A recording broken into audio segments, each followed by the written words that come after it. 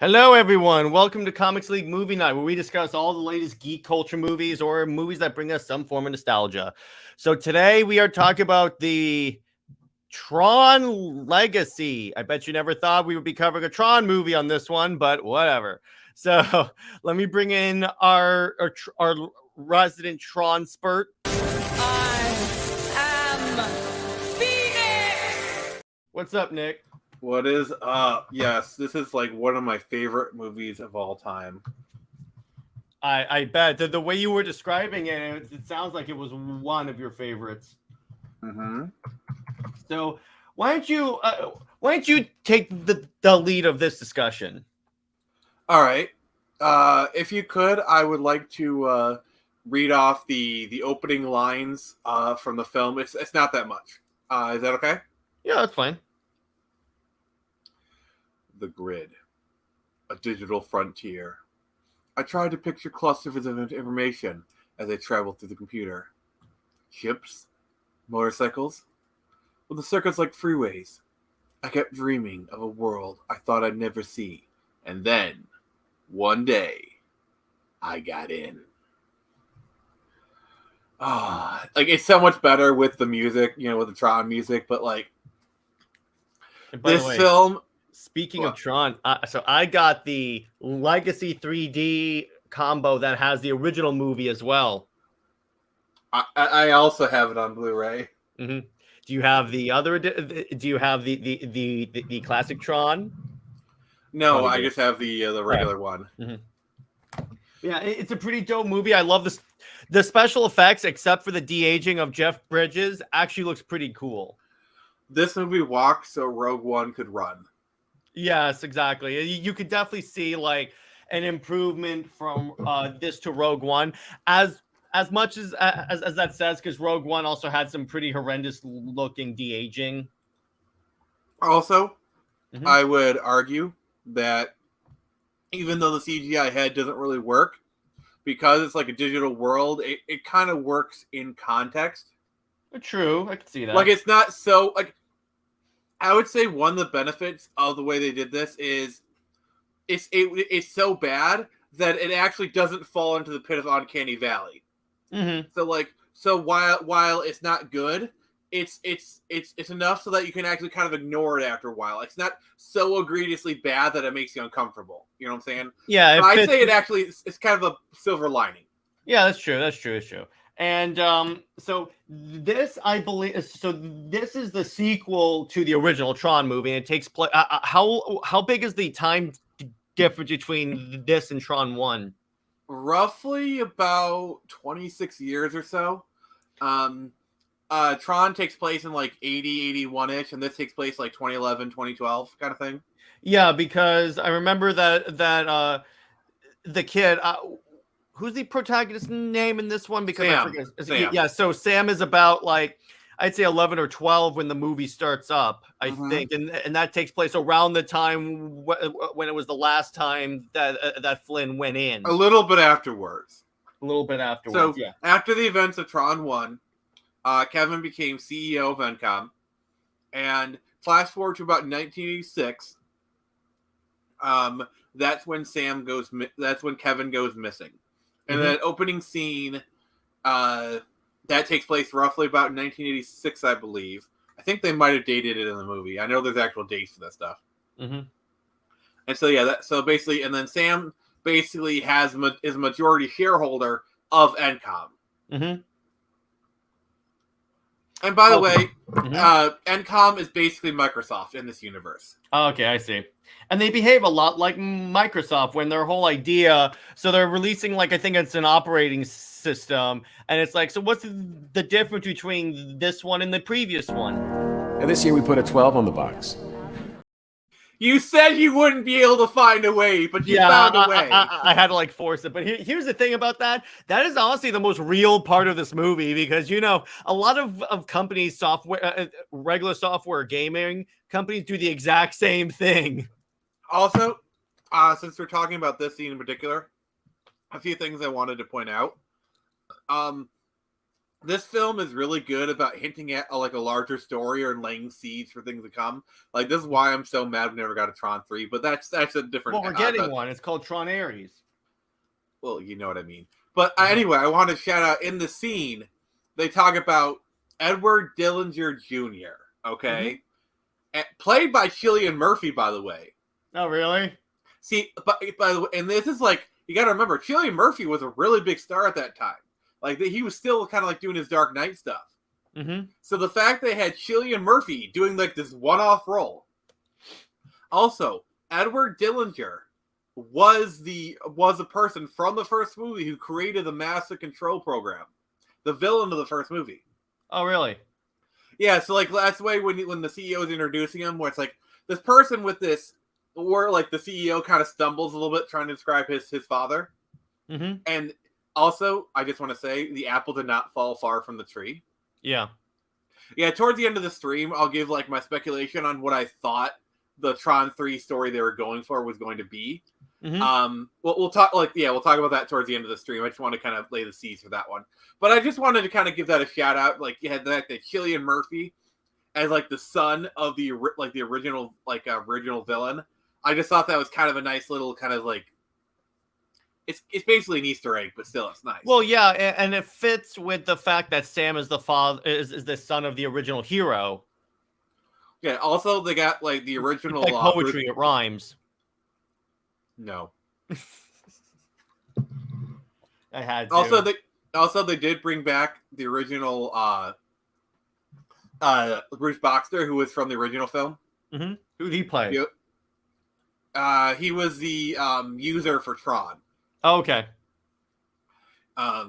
Yeah. So they obviously Jeff Bridges come back, but Bruce Boxer, he's kind of all over this opening sequence. He's basically the father figure for Sam. Yeah. Yeah. And that's cool how many actors they brought back from the original film. I didn't know so many of those people were actually in this. Mm-hmm. I mean, not just actors, but characters. Like they had they had the son of Edward Dillinger, which I think was a really nice touch. Yeah, it was, and it shows continuity of films, and shows like, yeah, realistically, if this is like 10 years later, of course the son would be like groomed to take over for the father. I know groom is the wrong word, but just bear with me on that. But I mean, in any other context other than our modern one, you'd be correct. But yeah, grooming, that's like that's how it's normally used. It's just in today's kind of modern society, it's taken on a little bit. Okay, yeah. We got it. We're not going into a thing on grooming. All right. Let's move on. Mm-hmm. But so he gets into the into the grid, and immediately he's like a fish out of water, which is kind of I love when that happens. And then he's like lowered into like this pit, and you see these really attractive girls show up, and like they essentially try and put him in the Tron suit, and they have this really hilarious scene where they do this. Hey, it's got a zipper. I love that. That is just so funny. Also, if you guys get mad at him for the clips he's using, get mad at me because I'm the one who actually picked the Tron clips for this episode. Yeah, I told him he has to pick them. So there you go. That's what I'm doing. It's a new rule for movie night. If you want specific clips for your movie, you have to send them to me. So BYOC, bring your own clips. Yeah, bring your own clips. It's essentially yes. And then so what we get and then we get this epic light cycle moment, which is actually really cool. But I love this.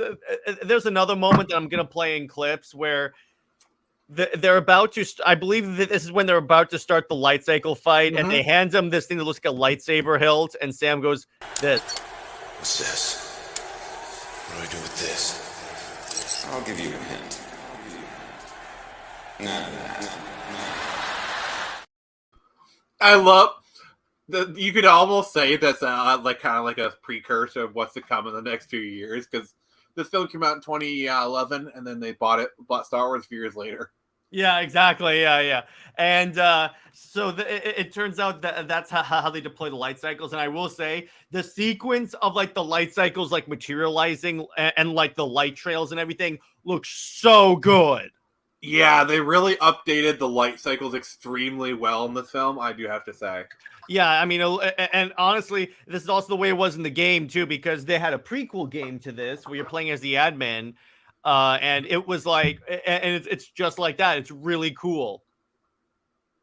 And Also- essentially, they're in a gladiatorial pit at this point.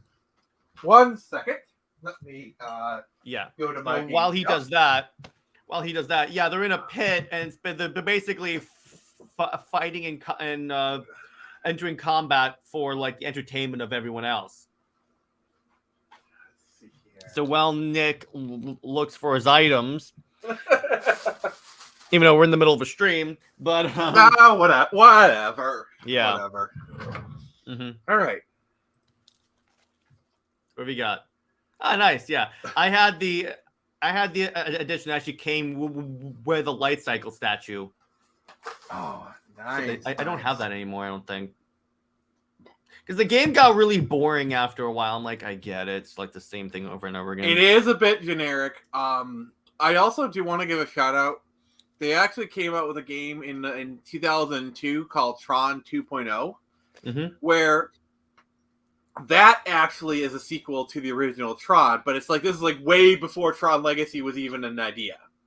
So it's a really interesting first-person shooter kind of game, and because this is way before Tron Legacy was even an idea, it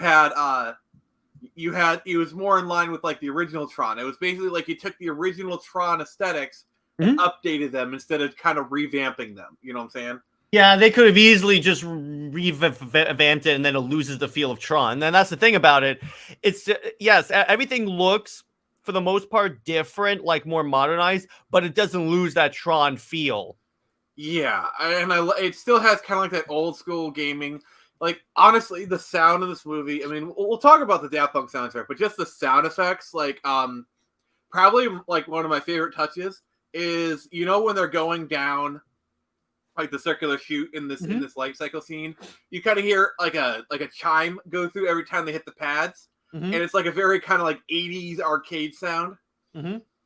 I love that because you realize Kevin Flynn made this world in the mid 80s, so it would make sense that even though it looks modern, it would have those kind of sound effects. Like the attention to detail in this movie is just mwah.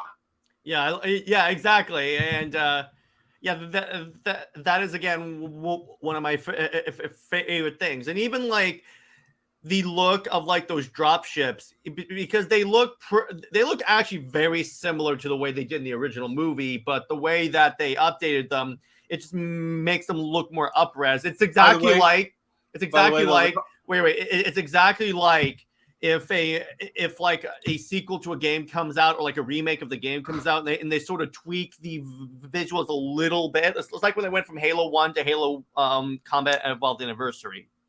By the way, those ships you're referring to, they're called recognizers. Okay, whatever. But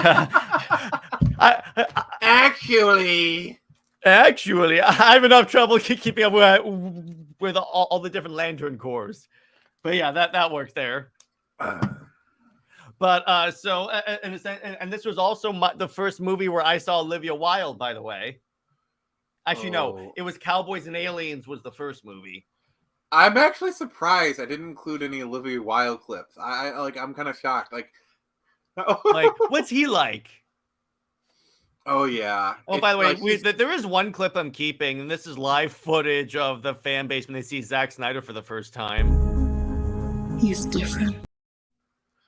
The worst part is I kind of had a feeling you'd use that clip in that context. Yeah, I know you, brother. I know you. You know me well enough. Yeah, you're gonna get a lot of use of that clip. Yeah, exactly. That's probably the one I'm gonna use the most. And by the you know me so well, here's this. Other breaking news. Water. Wet. Yep, there you go. See, also, I think there's a certain Pacific Rim clip that shows like what your reaction when you agreed to cover this movie. I can't keep using clips, but okay. Oh, never mind. It's but yeah, I can't keep you using clips over and over again. Here, I'll do you a live reaction. Now we can do one of two things. We can sit here and die, or we can take these flag guns and go outside and do something really stupid. So covering this movie is really stupid? Is that what you're saying? Okay, so anyway, another thing I love about this movie is the choreography of the action scenes when they get to light disc fights. Because it's essentially, yeah, they're throwing what amounts to a boomerang, but the way they do it, even when they get up close and personal and they're basically having a lightsaber fight, but with discs, it looks really cool. And I like how it feels like they're fighting with actual discs instead of just like, it has weight to it, in other words. Well, that's because they're using actual props of the discs. Yeah, that could explain too. Also, there are actual lightsabers in this. I mean, they're light batons, that's what they're called, but they're lightsabers. Yeah, I also like, by the way, the scenes with like going back to the light cycle fights. Just everything feels like it has weight to it. It doesn't. Because unfortunately, that's the cheap problem I think with like most CGI nowadays, with like the Black Panther movie or so much stuff. Nothing feels like it actually has weight. We're like when the light cycles do a jump and slam on the ground, you actually feel that. It's like yeah, and it's like they feel it, and also like they kind of bounce a little bit. Yeah, you know, like, yeah, exactly. like something like that would, you know. Yeah, it's not like, oh, she's gonna run around on the wall of a ship and just like move around like so fluidly. Yeah, like you could make the argument like she literally has vibranium claws. Yeah, she could climb, and you can make the argument she might have claws at her foot. But there's a certain movement you do when you have those, you know. I got news for you. Black Panther in Civil War had better, like, granted, not a lot of that was CGI because there was a lot of practical suit. But the way they did like these CGI parts in that had weight. Yeah, and you know it's bad. Black Panther's cameo appearances have better CGI than his movies. Yeah. But the less we talk about the final fight in Black Panther, the better. Yes, exactly. Oh, so you mean you don't like having guys fight in black armor in a black environment? I don't like watching PS2 cutscenes in my movies in 2016. Yes, exactly. I shouldn't have. They should look like The Last of Us, honestly, in terms of like cutscenes at the very least, or like The Last of Us remake or something like that. But anyway, besides that, no comment on that part. Yeah, you know. So then we get like an obvious cameo by Daft Punk, who did a lot of the like music for this. Daft Punk, whatever. But by the way, they did the entire score. Yeah, I was about to say because they did all the music for that, and I'm like.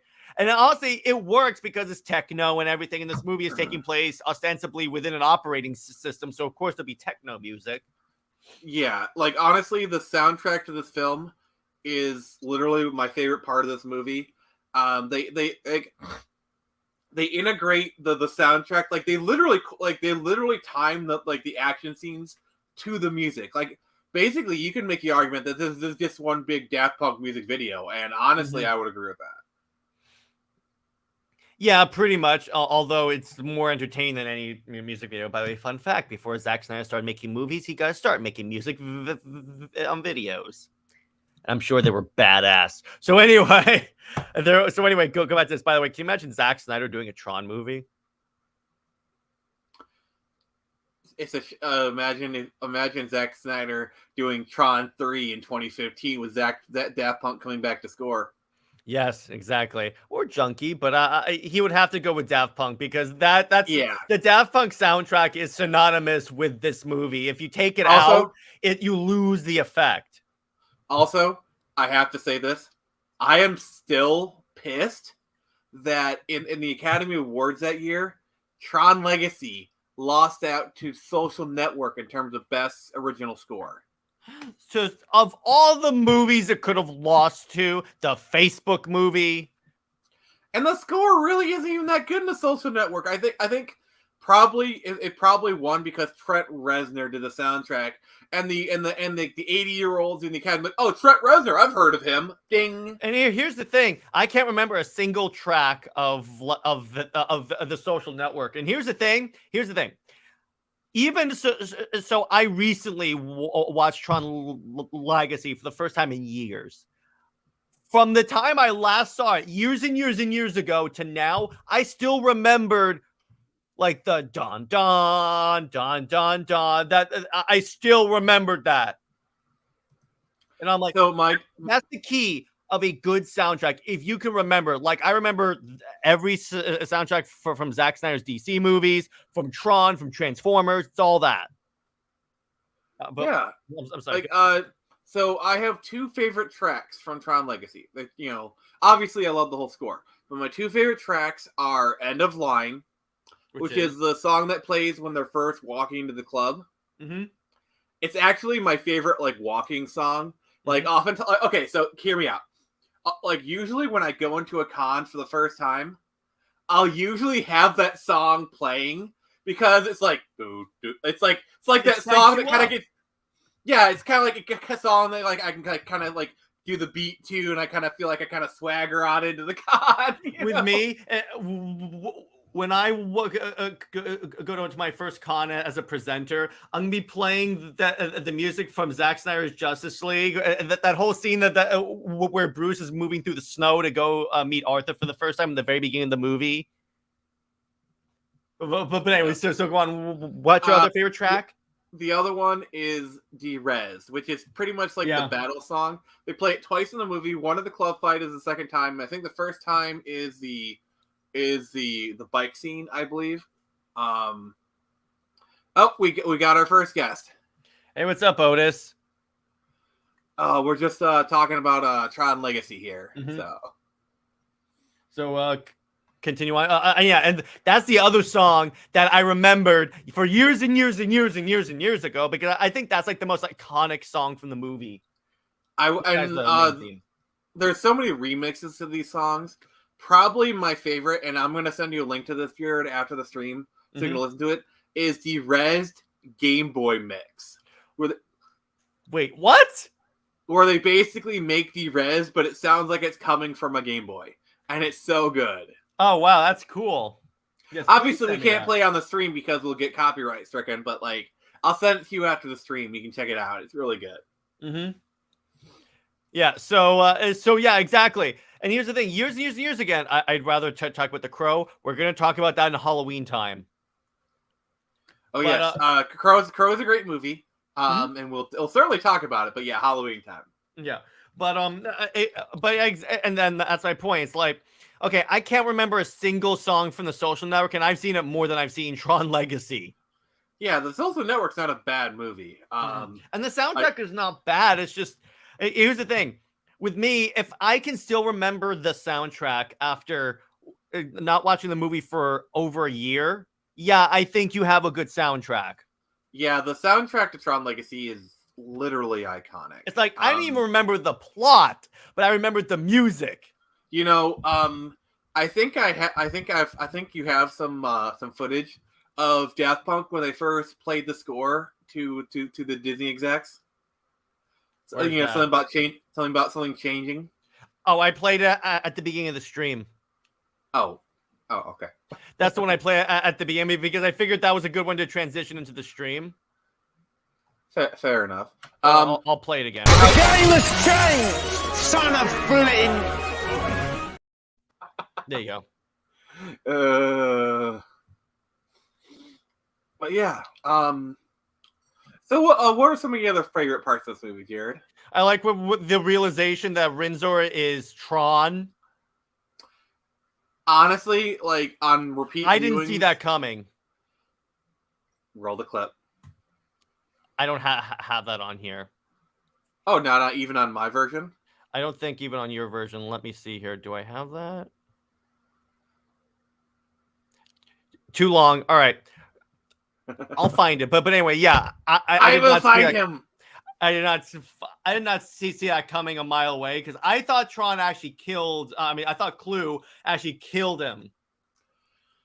Yeah. Honestly, on repeat viewings, they make it like glaringly obvious the fact that he's wearing the Tron T on his chest. Like, yeah. It's kind of obvious in repeat viewings, but like also the fact that Bruce Boxer actually voices Rinsler. Like when it says like user, that's actually Bruce Boxer. And yeah, I love like the last minute like. So the thing about Tron is the lights you wear denote your faction. Like that's why when Tron changed from the evil program Yeah. Hi, I actually missed the previous stream. Oh, we're glad to hear you here, Brett Brown Destroyer. Hey, better here More the merrier. than not at all. So we're happy to have you here, Brown Destroyer. So go on. You were explaining the lights. Yeah, so the lights denote your faction, like you know, so like very kind of like bluish white is user, and then like it's I don't know the actual like denunciations, but like the darker red and orange, you become more evil, basically. Yeah, it's the bad. It's the dark side. How's that? It's like with the lightsabers, and yeah, I like how he realized how he actually he doesn't turn white until he like falls into the lake. Yeah, also, I'm pretty sure Tron's not dead, so. They're not going to kill Tron. His name is on the movie. So, probably my favorite character in this entire movie is Zeus, played by Michael Sheen, who you might have know him from stuff like Twilight. He's in a bunch of other is stuff. he the guy that says the game has changed? Yes. Okay. I know he's been on Good Omens. Like, he's just like... Star Wars and Tron had that commonality, yeah. Yeah, like there's actually a Star Wars reference in this movie that he played the clip earlier. I'm not asking you to play it again, but I'm just referencing it.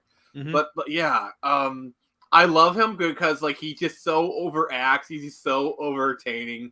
Like honestly, it was really hard to stop myself because like if I did not stop myself, literally all the clips I would have sent you would have just been like him.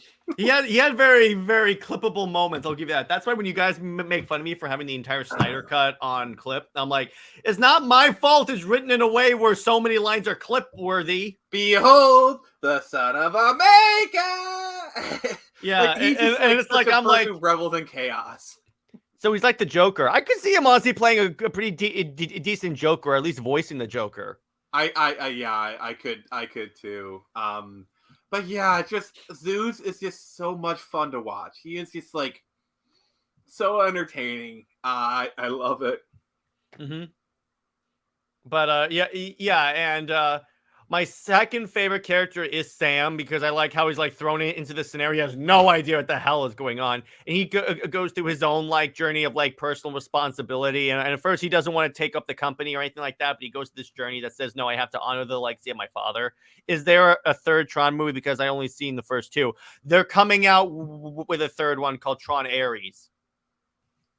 Yeah, so I want to touch upon kind of go through the central plot conflict of this movie. Yeah, go ahead. So right before Kevin Flynn disappeared, you had the sudden emergence of isomorphic algorithms, okay, or ISOs, which were an independent life within the grid. Now, I actually wanted to touch upon so they're called ISOs. Actually, I'm pretty sure that this was so an ISO in a computer language is a disk image, okay? Like an ISO file. Like, let's say you copy let's say you have a disk of like Halo, and you copy it to your computer. It's halo.iso. So they're a disk image.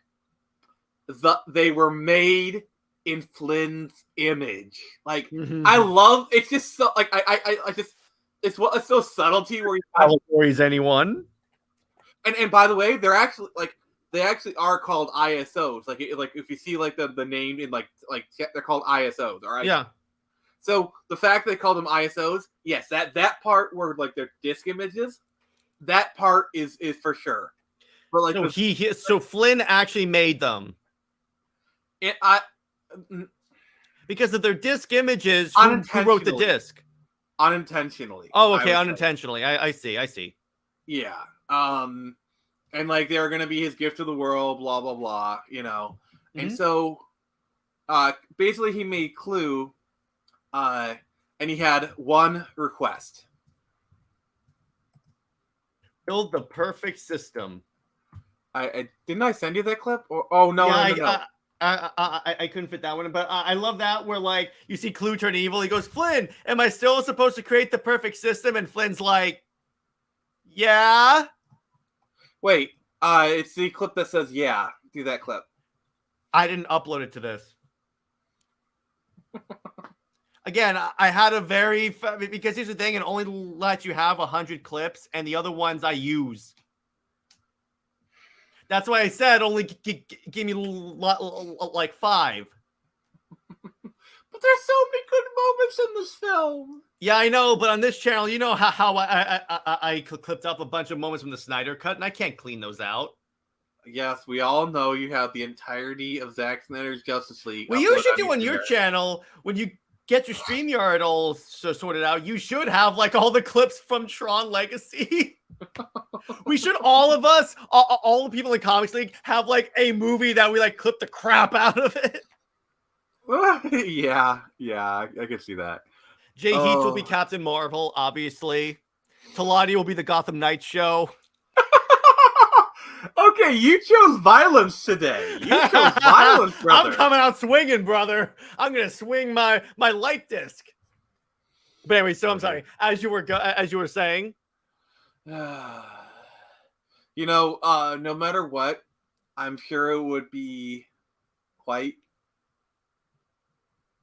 I'm sure no matter what, it would be quite a ride. Oh, okay. That's not what working for me. And by the way, because I love you, bro. Am I still to create the perfect system? Wait, no, something to happen. Yeah. By the way, I am going to clip out the part because I could use that. I could use that. Can you play that again? It didn't play in full. Okay, and wait, here's the thing. I'm going to set this up a little more. Here is Joss Whedon walking in after Zack Snyder has to leave. Am I still to create the perfect system? Yeah. I thought at the very least you would like the part. I'm going to use the part because that's such a what's your point? Exactly. I just the perfect system was just a great setup thing. I figured you know. But if there was another plenary blend, it would be free. So do you find the concept behind Tron is unique but lacks variety? Not really. And by the way, weren't you telling me earlier that this was supposed to be Disney's big sci-fi franchise before they bought Star Wars? Yeah, it's very clear they were planning on doing more of this. Like the fact that like they did a whole marketing blitz. Like there was, you know. They did a Tron game, the they T-shirt, did a show. Tron the bed set, Tron the flamethrower, great for kids. Yeah. And they even had they had the game, they had the movie. They even have a Tron ride now, so it could be they're like, let's move away from Star Wars and just I think Disney is coming back to embracing Tron again. I think the fact that they're moving forward with Ares is kind of proves that. Obviously, the Disney ride is a big deal. Which, by the way, I really want to ride that. Oh, by the way, if you actually look at footage of the Tron ride, it is Tron Legacy themed. It is totally themed to Tron Legacy. And by the way, since you mentioned merchandising, where the real money from the movie is made. There you go. But yeah, and I'm like, I don't think it's generic. And the thing is that you have to use it right. You have to actually utilize the assets that you have, because this could be big if Disney actually puts the time and the tender loving care behind it. It's got the potential. And like when we kind of get to the ending and like where it kind of leaves things off, I thought it left things perfectly like fertile ground for a sequel. Because here's the thing, with how big gaming is nowadays, you could because this is essentially a video game movie. Also, I gotta call this out. This film is an isekai. Is what? An isekai. What's that? I don't know what that means. I don't speak Japanese, dude. I wish JJheat was here. He'd be reacting so well. But an isekai is like a type of anime where like a person goes into another world. I think like Sword Art Online, like that kind of stuff. This film is an isekai. It is an isekai. It's similar to like Wonder Woman, because she goes into a new world. She's like a fish out of water and has to react to these new circumstances. I mean, that's a bit of a loose definition, but I'll take it. Loose, but it's kind of like I'm trying to relate what I know into this, because I don't watch anime yet. Yes, I know. If Zack Snyder is not directing or has influence in the film, you don't care. We get Zack that. Snyder, Michael Bay, and Christopher Nolan. By the way, Nolan's raving about the Flash now. Well, okay, we'll talk about that. But some other anyway, time. that's besides the point. I just wanted to drop that in because I mentioned Nolan's name.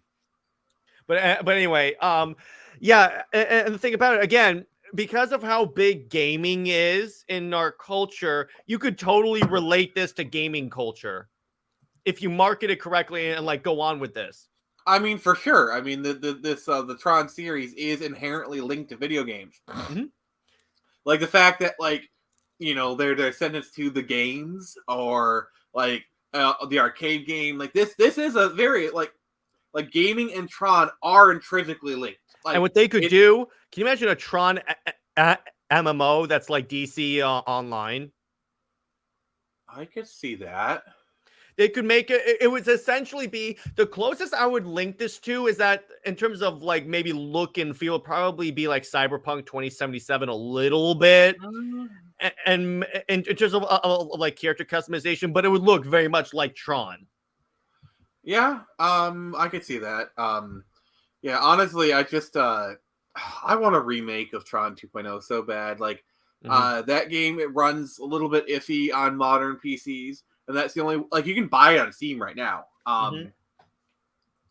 Which Jared, I might actually encourage you to get that game because it's literally a 20-year-old game, so your laptop can run it. Oh, yeah, I'm sure it can. It's like what's kind of funny is that when I looked at the specs, because we started playing DC Online, and there will be a show for that on the channel, by the way, called Comics League Unlimited. My own idea for this for the show title. I had to go with that, but it's the same reason why our group chat is called Zack Snyder's Comics League. But anyway, so I was thinking about it because I'm trying to get a gaming PC so I can do some PC gaming, play Spider-Man for the channel and stuff. So then I was thinking, DC Online does not take up that many resources. I'm pretty sure my laptop can run it. I look at it and I'm like, I far exceed all of the like minimum specs. So I'm like, oh, and I have an ultra wide monitor. So I'm like, screw it, let's do it. Oh, I do want to say to Brendan Stir some other movies that are like Tron. Lawnmower Man, that's from the 90s, but like that's a really good kind of virtual reality movie. The Matrix. Matrix, yes. Kind of. Johnny Mnemonic, which okay. Have you heard of Johnny Mnemonic? Nope. So it's a movie starring Keanu Reeves. Of course. Where he's a hacker, and he basically has to break into a virtual world because he has something in his brain that is killing him. So he has to enter the Matrix, is what you're telling me. There actually is a scene where he actually goes in the Matrix. Here's the thing. In the 80s, like in the William Gibson era of cyberpunk, cyberspace was called the Matrix. Oh, really? Yeah, after this stream is over, I'll send you a clip from Johnny Mnemonic where he actually goes in the Matrix and whatnot. I think Keanu Reeves is trying to tell us something, Nick. I'm like, what? So your two movies are like, you have to go into a virtual world. Really? Yeah, so Johnny Mnemonic is more like based off of like 80s cyberpunk. It's actually based off of William Gibson's William Gibson story. So William Gibson basically created cyberpunk with his book Neuromancer. Oh, really? He's the one that did it. Yeah, so if you're looking for book recommendations, I highly recommend reading Neuromancer. I'll check that out. But yeah, it doesn't have any pictures. It's not a graphic novel. Are you sure you're going to be able to read it, though? I read books! I'm sorry, I couldn't help it. I read books. You know, when you can appreciate other fine films, but fine modern films, then we'll talk. But anyway, so we're going on, and again, it's like it, and that's again why I think this is one of the properties from like the 90s or so that I think fits in very well nowadays, and I think that's why Disney. Hang on. That's why I think Disney is pushing for it right now, because they're like gaming culture. But anyway, so go on, Nick. Actually, Tron did like absolutely nothing in the 90s. No, but I mean, it was like a product of that time period. It came It out was at a that product time. of the 80s. All right, The first 80s. the first movie came out in 81. Okay, well, anyway, it's an older sci-fi project that actually, when you think about it, aged tremendously well in terms of story concept for like where our culture is right now with how connected we are with the internet, and then gaming, and then the particular rise of MMO gaming. Yeah, I would agree. Definitely for sure. Now, let me ask you this, Nick. What's one weakness of this movie? There's always a weakness in all of our favorite movies. So, I'm kind of conflicted about what I'm about to say. As much as I like the story and I like the themes of this movie, it is a bit basic. The story's not bad. It's just a bit basic and a bit bare bones. Basically, the themes of this movie are fatherhood. Fatherhood, father and son. Mm-hmm. Probably my favorite moment in this movie is towards the end when Clue looks at him, he's like, "Why?" And Flynn just looks at him and says, "He's my son." Oh, there you go. And like he's doing, like Flynn is doing, like Kevin is doing the reintegration, and like you hear the music swells, and like you see all the memories of him. And it's like, "Bye, kiddo." And then him and Cora make the Tron Legacy. That was like they do. They had to recreate that. They had to. Yeah. But here's the thing: if she's a digital being, how is she going into the real world? Well, that's the thing. That was kind of the whole crux of the movie. Like, I feel like some of the plot points weren't explained that well. Basically, Clue's plan was he sent out a page to Sam, which they never explained how he was able to do that. I don't have an explanation for that, so I'm just. That's another weakness of the movie. They do too many things and expect you to like. They don't explain enough. Yeah, basically, Clue's plan is he lures Sam back in to reactivate the portal. Mm-hmm. Kevin Flynn's disc is the key for the portal. Mm-hmm.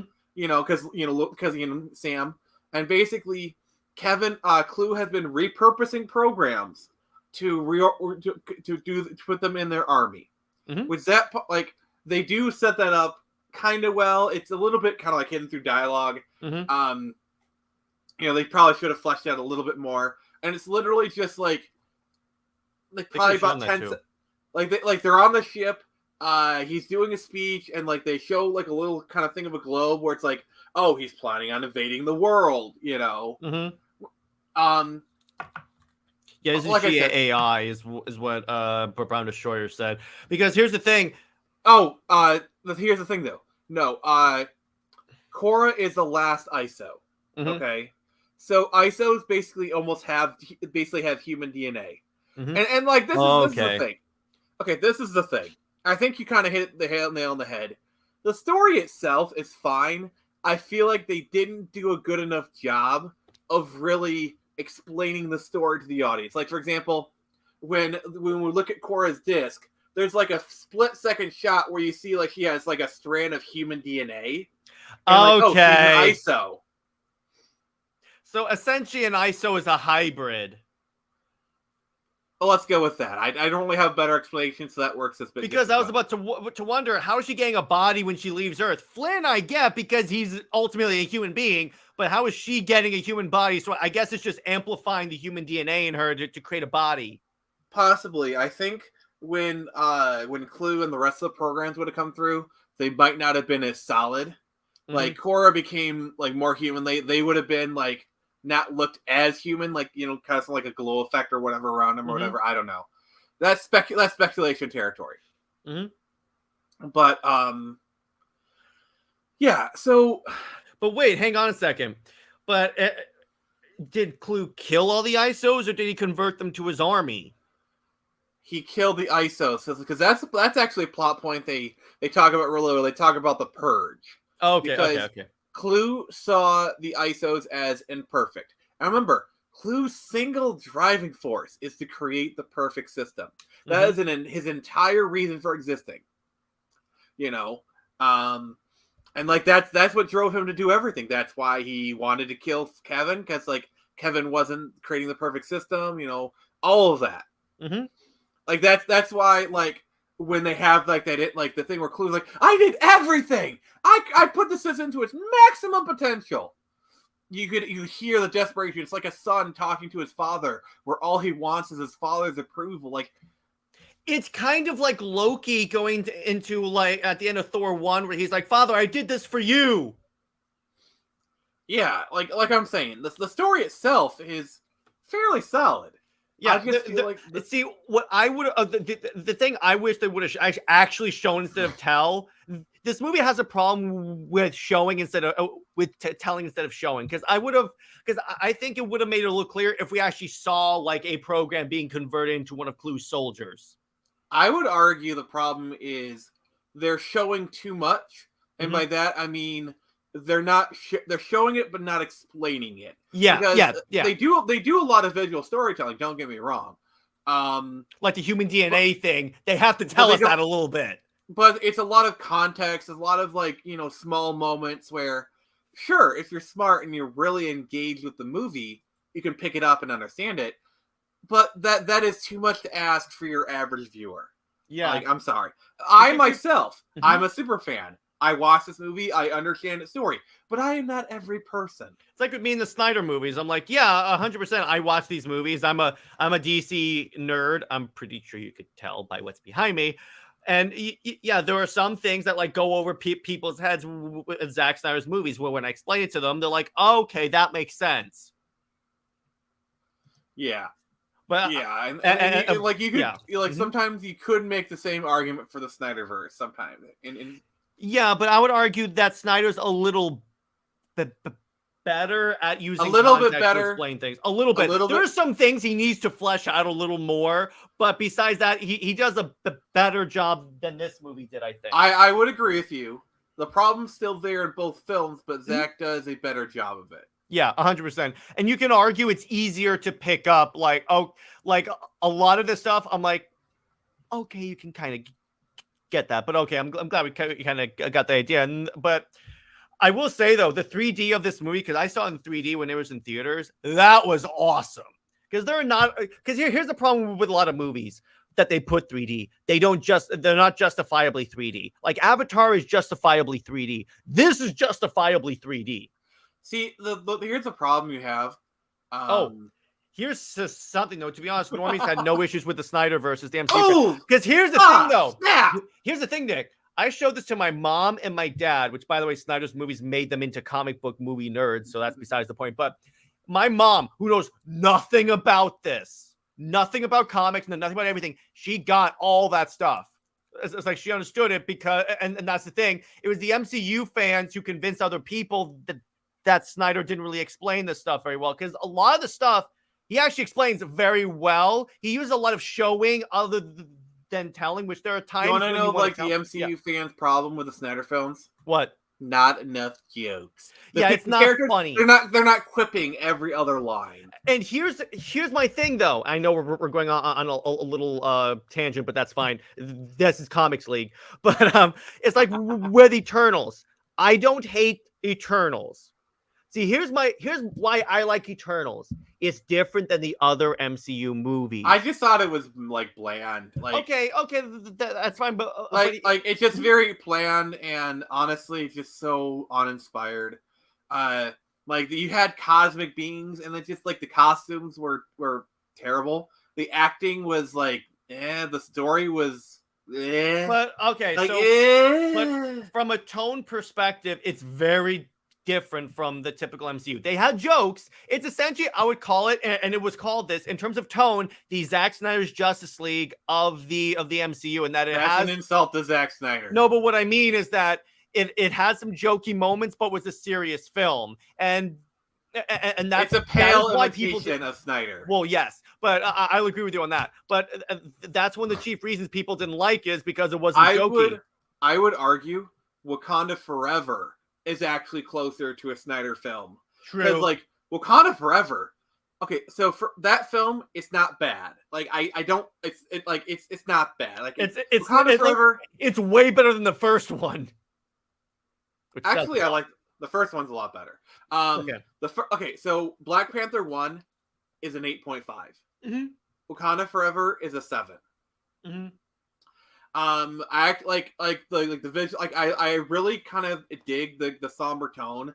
There are actually some scenes that are genuinely like suspenseful, like the singing and then the going on the ship. Like Yeah. that's straight out of a horror film, right That there. was Like, scary as hell when they start singing and everyone just walks up like in a trance off into the water. I was like, ah. But yeah. But my point is, and this is why I'm gonna do a video on this. he or said this it's 69. Brown said 69. Yeah, and this is why I'm going Nice. to like do a stream, an episode. This may be either a UTC episode or like a CLD topic. We'll decide this on why the MCU has ruined comic book movies because they make people think they're supposed to be this way. It's like with the DC movies, they're like, we didn't get like 20 movies to set up each member of the Justice League, and I'm like, cause you don't have to. Yeah. Because arguably, even if you cut down the Snyder cut to like, let's say 2.5 hours, you still understand all these characters and understand why they do what they I'm do. gonna push back. I'm gonna push back on you there. Mhm. I think the thing that Snyder desperately needed to do, we needed more solo films before this. We needed a solo Batman film. Mhm. We needed a Wonder Woman. Like obviously we got the Wonder film, but like, we needed time to set up these characters more. Like obviously Snyder cut is Cyborg's movie, so you want to introduce Cyborg Justice League. That's fine. That's one less person. Mhm. But like, Aquaman needed more time. Like it's just. Well, These characters needed more time to breathe. Like we should have at least gotten a Man of Steel 2, Mhm. a Batman 1, and then BVS, and then Wonder Woman. Because I think what they could have done. Because here's the thing, and remember that was Zach's original plan. He said, "Okay, you want me to set up a universe? Let me do this." Because what I think he could have done, what would have made BVS more palatable to people, is if he did Man of Steel 2, and then the plot for Batman is the death of Robin. And then you show at the end he gets this brutal. That way it's not like out of nowhere, Batman's all of a sudden like killing people. So you see why, you understand why. And then Man of Steel 2, you have more of the classic Superman. So that way people are like, he's not an edgelord thing. It's just he's going through all these experiences. And then you get to, and then have Wonder Woman come out, because that's like, you could just drop that, maybe change like the picture shows up. An idea. Yeah. What if the first Batman film takes place before Man of Steel? Okay. Mm-hmm. Okay. And the finale is the stuff of Metropolis. And basically, you mean the finale is that BVS scene that is the first like 5 minutes of BVS that shows Bruce in Metropolis? Yes. But the person who gets killed is Robin. I think that was your idea like a little while ago. And yeah, they could do that, and that would be a good way to explain why another way that like Batman hates Superman, which that quick. But I'm just saying, in Batman 1, they should have shown like the dead Robin. They should have shown Robin get killed, and then like some scenes of like the brutal Batman. I just think having that be like the finale of the film, and then like having like the last moment be like the death of Robin, would have set up BVS so and the much last shot better. before it goes to black is that shot of Bruce Wayne angrily looking up at Superman as he pushes Zod back to Earth. And then like it goes to black, and then you start to see the BVS symbol come up. Yeah, it all of a sudden does that coming thing. Yeah, it says it says Batman will return in, and then you see the BVS symbol. Batman versus Superman. Yeah, but in other words, yeah, I agree with you. It could have used with more. Can you imagine the hype? Can you imagine the mother ducking hype? Well, there was hype when they did that. When Harry Lennox came out and read out from The Dark Knight Returns, and you have the logo. And by the way, before Robert Pattinson's movie came out, some were making arguments that it would be Ben Affleck's Batman younger days are doing by Robert Pattinson. So looking back, it wasn't such a bad idea. Yeah, I mean, if they wanted to put that into the shared universe, I could see that happening, because actually he does act like Ben Affleck's Batman in that. Yeah, it's just the timeline is all wrong. Yeah, and it said the very people who make arguments, also the same people who unmade the Justice League movie with which had no explanation of these characters. Oh yeah, exactly. The movie that was supposed to be the repair thing had no context on who these characters were. I gotta say, the thing that pissed me off the most, we'll go back to Tron in a second. In a second. Is like after BVS came out, you had every YouTuber came out with videos like, let's fix Batman v Superman, like as if they were like, Hollywood screenwriter. Like, yeah, you're not. I was like, shut the duck up. I'm like, are you trusted by a studio to write, to create an entire cinematic universe? No, shut up. Yeah, it's like everyone and their mother was coming out these videos, and it just like was pissing me off. Actually, here's the way to fix Batman versus Superman. Are you ready, Nick? Put the half hour back in. Done. It really is. It really is that simple. Whenever I show anyone the half-hour version and then explain to them what was taken, because obviously I don't show people the crappy version. When I explain to people what was taken out, they're like, "Say what?" Because you lose. Because the regular edition makes Superman look like a moron. Oh, he doesn't see like the. But anyway, but yeah. No. Okay, Mm-hmm. So we have some footage of when they asked the head of the head of Warner Brothers if they can release like the Ultimate Edition of BVS. Do you have their response? Is this a Tron clip? Yes. Okay, I Private believe. chat. Yeah, but it didn't tell me which clip, so I'm gonna assume it's this. I did. The game has changed, son of Flynn. I did in the private chat. Queue up this. So you just said queue up this. This I can do. Okay, yeah. I sent that to you so you'd be aware of it. I didn't have. That's another clip I couldn't upload. Fair enough. We didn't coordinate this the best, guys. I apologize. Yeah, it's fine. Don't worry about it. But the idea is there. But yeah, the point is, by the way, I think yesterday was the anniversary of when the Ultimate Edition was announced, so it's kind of interesting that we're talking about this. But yeah, the point is, getting back to Tron. Yes, please. Okay. I would love that. And by the way, I just want to say one of the things I love about this movie the most is that it forces you to engage a little more with the content, because I like doing that. Because I'm a lore guy. You know this. My audience knows this. I like to really engage with the content because. That's when I have the most fun, is like learning, when did this happen? Oh, that's cool. All these little details about the ISOs and stuff, how they have human DNA. I wish they explained that, but yeah, there you go. Yeah. So I think it would come as no surprise to you, Jared, that I give this movie a 10 out of 10. Well, yeah. Well, in light of it doesn't explain a lot of stuff. Because I would give it like a 9.5, a 9, because I love the movie and everything else is great. It's just the lack of explanation is a problem. That's all right. You're allowed to have the wrong opinion. Yeah, but I'm just saying. I think the lack of context that the movie gives, like, at least takes off like 1 point. It's fine to be wrong. It is perfectly fine to be wrong. Yeah, whatever. But yeah, so again, yeah, I rate it as like a 9 out of 10. It's still a fantastic movie. I love it. Visually, except for Flynn, pretty good. And by Flynn, I mean younger Flynn.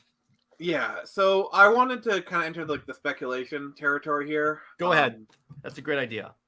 So, like I kind of alluded to earlier, that this film, in my opinion... And by the way, wait. It's really interesting that you get into the speculation, because look at the comment from Brown Destroyer. Brown Destroyer, your comment was so well timed. Can we give him a This is not planned, by the way. I'm giving you my man, because that was not planned. And by the way, yeah, that was totally not planned. A man. That's never happened before in Comics League history. Give this man a Joker clap. Oh yeah, hang on, I gotta find that one. But in the meantime, starts. Yeah, let me know when you're about to drop it. All right, here we go. There you go. Brown, that is, I swear, that was not coordinated at all. But anyway, so go on. So yeah, All right, in fact, I'll leave so- this up. Yes, perfect. So, basically, like I said, I feel like this film does lay certain seeds for future movies. Okay. Mhm. Now, before I get into that, I wanted to talk about where this film ends. Where are all the pieces at the end? So, Sam and Cora make it out to the real world. Sam basically shuts down the grid, but makes a copy of it and puts it in a necklace on him. Okay. Mhm. So it still exists. He didn't wipe out the grid. No, he made a copy of it, but then he shut it down. Mhm. So, yeah. And then he meets with Bruce Boxster, his character, I can't remember his name. But they're talking about he's going to call a board meeting, and he's going to make him the chairman of the board. Mhm. See, basically, Sam's character arc is him becoming an adult. Yeah. That's basically his arc throughout this whole movie. I'm going to kind of quote the Bible here, but put away childish things. Mhm. I hate that quote, but it works here. Well, it all depends on your definition of childish things, but go on with that. But given what Sam was doing, his yearly pranks, that's fairly childish. That's you know very what I mean? childish. Yes, exactly. Literally, he doesn't like MCOM. He could literally change it at any moment. He is the majority shareholder of this. That's another plot hole in the movie, though, when you think about it, because I'm like, you have the capacity to change the company, you don't do anything. I wouldn't say it's a plot hole, more of a character trait, because it's easy, Oh yeah, he doesn't care too, so that actually works. Yeah, this is his whole character arc, is caring about this company, because he inherited the shares from his father, so it's Yeah. So so he's ready to do that. He makes him the chairman of the board. He's gonna make some changes. There actually is a short where it's the next day after, and he goes do that, and it's he has a Flynn Lives t-shirt. Mm-hmm. They did this whole ARG thing. There's a lot of media that people don't talk about, but anyway, so it goes and says, "We're gonna change the world," and he walks out, and Cora's there, and because supposedly he got out of the grid, and they called him, and it's supposedly a matter of hours. I wonder how he got Cora that outfit real quickly. He had the money, but I wonder how he got. That's another thing, because I'm if she came out, she would come out naked, because he went in with clothes, she didn't. That would be a funny scene. That would be hilarious. She comes out, he's like, "Oh my gosh!" Oh, yeah, fair enough. Mm-hmm. And so Cora earlier on the film said the thing she wanted to see most was a sunrise. Mm-hmm. And so he takes her on the motorcycle, and the way she looks at him, you're kind of setting up the romances. Mm-hmm. They go on the motorcycle, and he shows her the sunrise, and it's a beautiful ending to the film. Beautiful. So anyway, Tron 3. So earlier on the movie, we saw Edward Dillinger Jr., who is kind of a dick, but a very capable dick. Mm-hmm. Jason. It was one of those things where as soon as I love that. That was so good. As soon as it came out of my mouth, I was like, "Did you really just say that, Nick?" I may clip that and use that as an intro to someone that I want to mess with. That'd be so good. Okay, wait, who is it? Tell me. I don't know. I have to find someone that I have very mixed feelings about. All right, Comics League moment right there. That is. I wish JJheat were here to laugh about that. All right. So what I think is going to happen is Edward Dillinger is going to somehow figure out the stuff about the grid, and he is going to create a new grid. He's going to steal that necklace, and he's going to create Master Control Program 2.0. Mm-hmm. I think Edward Dillinger Jr., he is definitely arrogant enough to think, "Oh, I can actually make it work this time. My father was a fool. I can make this work." And honestly, in today's society, that plot for Tron would work so well. The whole AI stuff. Yeah. And you can make it where he has to go back into the grid because the AI is becoming self-aware, like a Terminator and Skynet.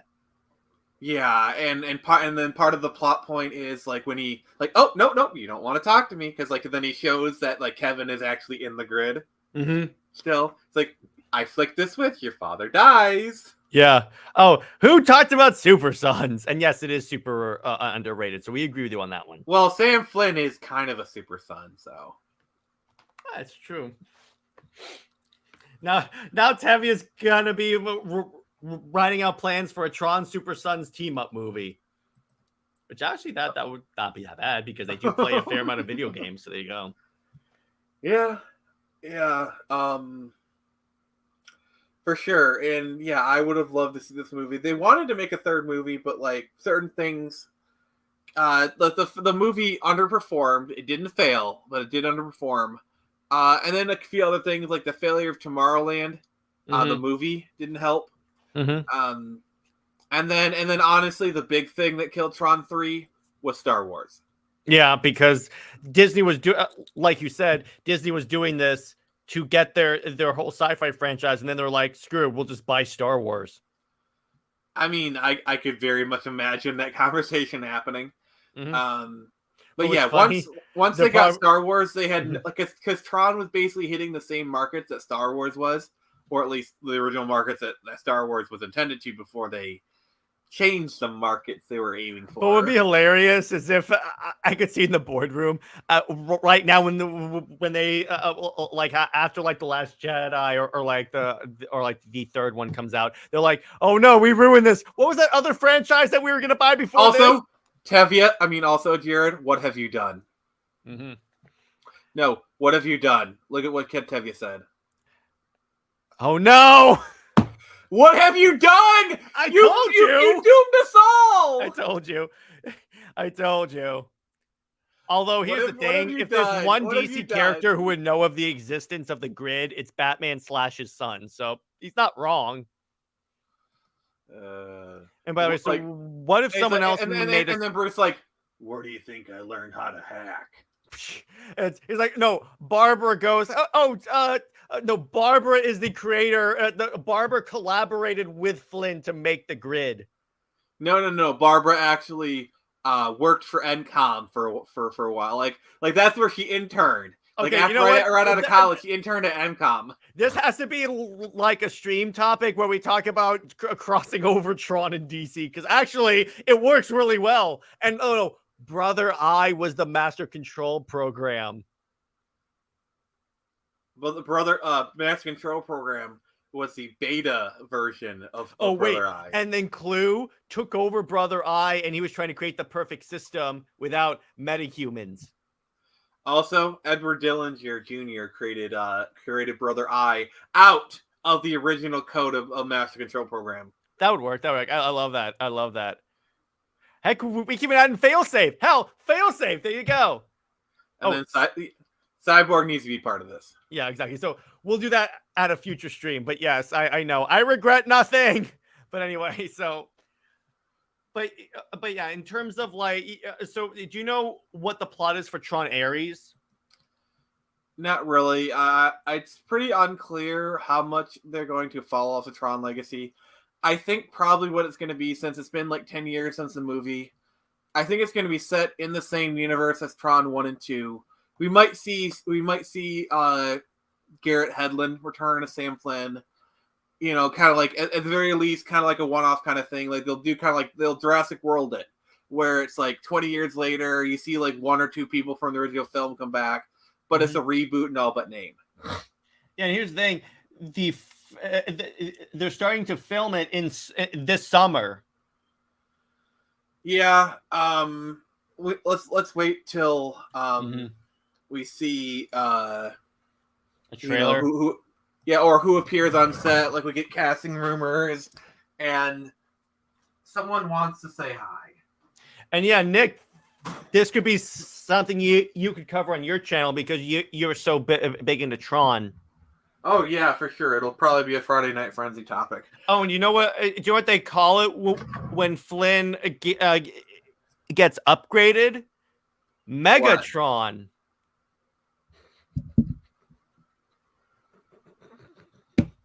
I had to. And what's up, Courage? Courage is not amused. Yeah, exactly. I'm just here for the entertainment value. Here's Nick. You ready? Not impressed. It could do what Megatron. Thank you, Tevia. It could do what Star Wars did. A daughter of Sam would enter the Tron and do a way better job than the father and grandfather. Oh, well, what's your name? Ray. Ray who? Ray Flynn. Played by Daisy Ridley. Yes, I love that. That's so good. And then Rose Tico shows up. We need hope. Rebellions are built on hope. Jared, Hmm? this entire little thread just gave me butt cancer. I hope you're happy. I'm very happy. I regret nothing. You're happy you gave me butt cancer? Whatever. We could also add in the Tron Uprising characters as well. Yeah. Well, but yeah. Thank you for mentioning that. Like that's awesome. Mm-hmm. Have you seen Tron Uprising, Jared? No, I haven't. Oh my god, you need to see it. It's on Disney Plus. It is so good. I'll check it out. Bruce Boxler returns and voices Tron, and they actually have Elisha Wood voice the main character. So it's pretty much a prequel to this movie. Actually, yes. And also Lance Hendrickson actually makes an appearance on the show. Is there Tron comics? There was a comic book version of the prequel to the essentially that was a prequel to this game. I mean, to this movie. Dang it, I keep getting confused. Which I had. I don't have it anymore, but I had it. Yeah. But anyway, so are you aware of any other Tron comics? Not. I can't think of any top of my head. Disney has pretty much been letting Tron lie ever since Legacy failed. But I do feel like we're about to get probably towards the end of next. When is Tron Ares filming? This summer. Okay, so we'll probably see. That means it's probably coming out next year. So we'll probably start to see some stuff for it in around Christmas time. So probably start of next year, we're going to start to see more media. And I played that game. So don't be surprised if like Tron Evolution gets a re-release. A remaster, maybe? Well, no, that's the cartoon. I thought Tron Evolution was the game. It was. I don't think, because honestly, that game is not the best. Oh, you know what we need to see? A Tron MMO? There needs to be a light disc game in VR. Oh yes, because like stuff like Beat Saber is very Tron-esque. Yeah, it's pretty much for the longest time. Beat Saber was the best lightsaber game. Like I could very much see they announced like a Tron Legacy pack for Beat Saber. Oh, and Brown Destroyer asked a very important question: does Earth exist in Star Wars? I think in Legends continuity it does, because they did say from a galaxy far, far away. By the way, a long time ago. They reference Earth in the Legends continuity? Oh, Legends continuity is wild. Earth? I didn't know that. I remember watching a video where they talked about this. Yeah, Tron Evolution told its own story. Oh, okay, I got it. So, I mean, Tron Evolution was a prequel to Legacy. It was. Yeah, I believe the anonymous dude was your player character. Yeah, he was a new system admin. I'm about to link you to the Earth listing in Wikipedia. Oh, sweet. So let me see this. Oh, okay. Oh, so he actually so that they actually go to Earth. Covered by oceans. Earth is connected. Earth is connected to other such worlds such as Coruscant. Oh, okay, that's interesting. Oh, Restorators. That explains it. I swear there was more to it. You know, more Earth lore. Yes. And then, what's up? So again, I rated a 9. You listed as a 10 because, well, you're biased, but that's besides the point. Brown Destroyer says Star Wars exists in our universe or some other. One guy told me Star Wars takes place in prehistoric Earth. Well, it does say a long, long time ago, but why are there humans if it's prehistoric Earth? Reasons. Well, yeah. No. I think Lucas didn't think that through. Possibly, yeah. Yeah, the show Tron Uprising was fantastic, I'll check and it ended on a cliffhanger, and it's just disappointing. As most shows do. I hear Superman Lois is going to end on a cliffhanger, even though they weren't sure if it's going to get a season 4. Yeah, I'm sorry, but like when show creators do that, when they know that they're most likely getting canceled, when they ended on a cliffhanger to give people a reason to bring it back, I'm sorry, but that's a very selfish move right there. That is because selfish. What happens if it doesn't work? Which most of the time it doesn't work. See, what you do is you give an ending, and if like you leave it open for sequels if like it gets picked up. But if you know you're going to get canceled, if you know you're most likely to get canceled, you give an ending that's satisfying. But you leave some threads that like if they want to explore it, they can. It's like when the Snyder Cut came out, because that movie has an ending, but it also sets up a Darkseid invasion. And plus, here's the thing: Darkseid invades in the continuity so many different times, so it's not like him going, okay, we're gonna use the old way, so we're gonna directly invade. It's like set up in the comics. It does it in a way where it's like if they don't continue, it's fine. Jared, speaking of that, you know what more I'm setting about to set you up for the clip. You know what more screenwriters should do? What? And this year we put a 12 on the box. Set you up for the Darkseid clip. Oh, you have to give me more than just speaking of old ways. You know what more screenwriters should use nowadays?